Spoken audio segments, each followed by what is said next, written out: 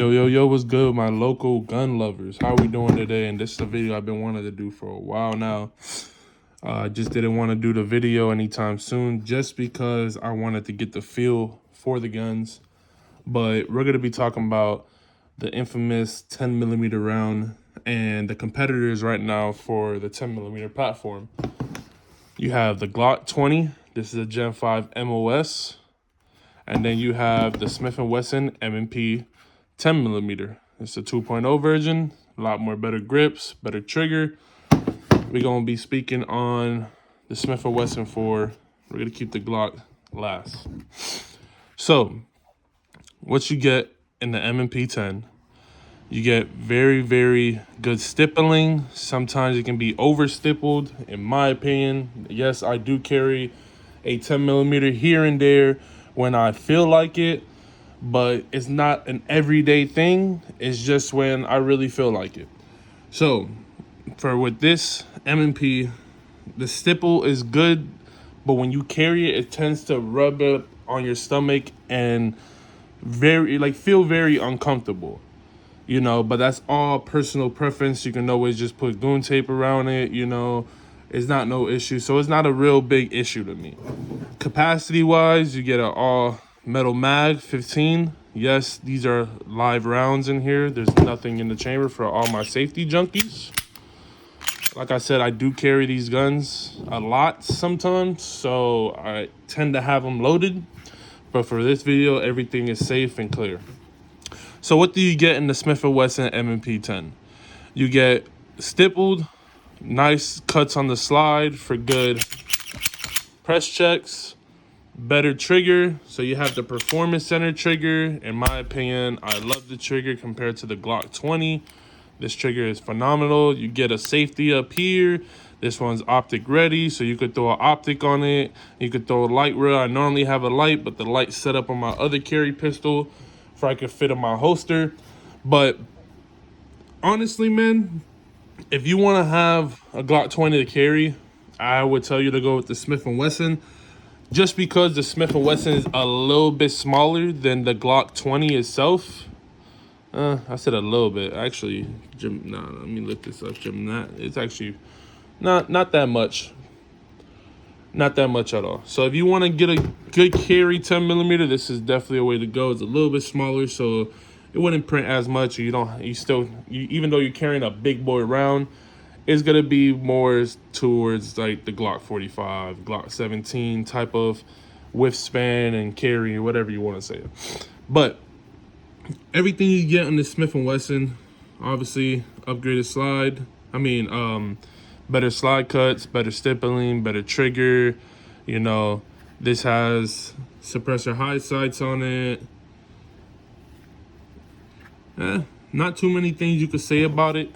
Comes with a 15-round mag. When I bought this gun, I actually bought this gun used at a local gun shop for $450. I know a lot of people are gonna tell me where the receipt for it. Honestly, man, if you go to Gun Broker, you can get these for around $450, $500. You feel me? So like, if you want to go do your research yourself, hey, go right ahead, buddy. You feel me? You could just take my word for it, or whatever you feel like it. But honestly, I got this for around $450. I actually got the Glock 20 first before I got this. I actually wanted to get this first before the Glock 20. I just couldn't find one for a right deal. I didn't feel like spending $700-800 for a pistol when I can just wait a couple months and get them for a lot more cheaper, or find some online for a lot more cheaper. But I did get this used in really good condition. All the wear and tear you see on this, I put in myself. And to be honest, the gun's been running flawlessly since I owned it. The gun has no hiccups at all. And to be honest with you, I'm really liking it. I think the only thing I do have to complain is all personal preference, is this safety right here, man. Sometimes when I have a good grip on the gun, right, and I'm shooting, I accidentally lift up that safety. You get me? And it's, like I said, it's a personal preference. Some people say they rest their thumbs on the safety and they use it as to push it down to control the recoil. And to be honest, I tried that. It's just very uncomfortable for me. So if I had an option to take off this safety, I would. And I know there's options out there to take off the safety. I'm just too damn lazy to do it. And to be honest, I've been working. So you already know how that lifestyle is. When you work too much, you don't really got time to do what you got to do. But hey, it is what it is. So we're gonna be talking about the Glock 20 for the next one. Everything's clear. This is the Glock 20. Can't really say too much. It's a Glock. They're very, very reliable. This one is the Gen 5 MOS version, so it's ready for an optic plate. Ready for an optic. This is a 15-round magazine. I got this for roughly around $620 on a deal when Glock was giving out discounts on all their Glocks and things like that. These normally go for around $800. I got this for around $620 with 5 magazines in a box. Like I said, I would love to show y'all, but right now I was moving, so a lot of my things are in the storage. And to be honest, I'm not going through all those boxes just to damn get an empty gun box. My apologies. But honestly, there's not too much things you could say about the Glock. Glocks are Glocks. You know, they're really, really reliable pistols. I can't take away from that. The aftermarket parts on these guns are fucking crazy. So you can buy so many aftermarket parts and build it how you want to build it. But out the box, they're just basic. Basic grip, basic stippling, basic everything.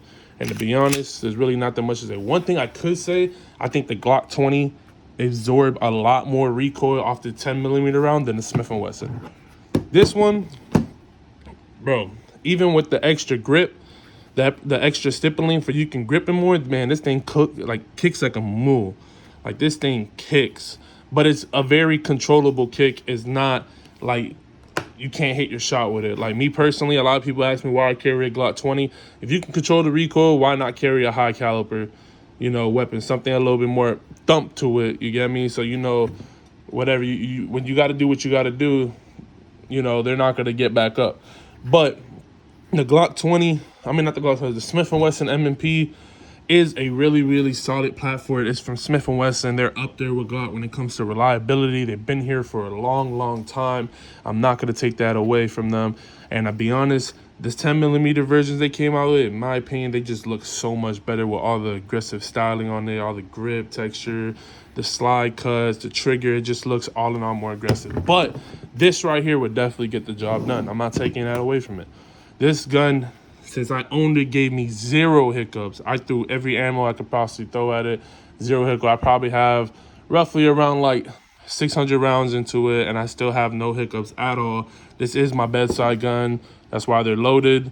I like to carry a little bit bigger, high caliber. If you can control the recoil, why not carry it? You get me? But like I said, there's really not too much you could say about the Glock 20. It is just a basic gun, but it really does get the job done. If you're looking for something reliable, definitely get the Glock 20. If you want something with a crazy aftermarket parts, you can buy anything, get the Glock 20. You can get a lot of things for these Glock 20s and make them look cool how you want to make it. And hey, man, that's really what I can say about the Glock 20. I love this gun. I love it to death. It's a little dirty. See right here? I don't know what that is. I got to clean that.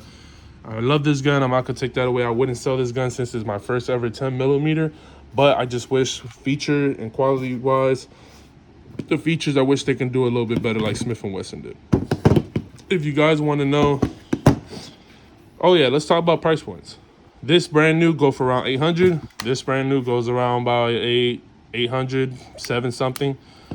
In my opinion, what I'll pick, it's a little hard because I do like the Glock 20, but I also do like the Smith and Wesson when it comes to features and things like that.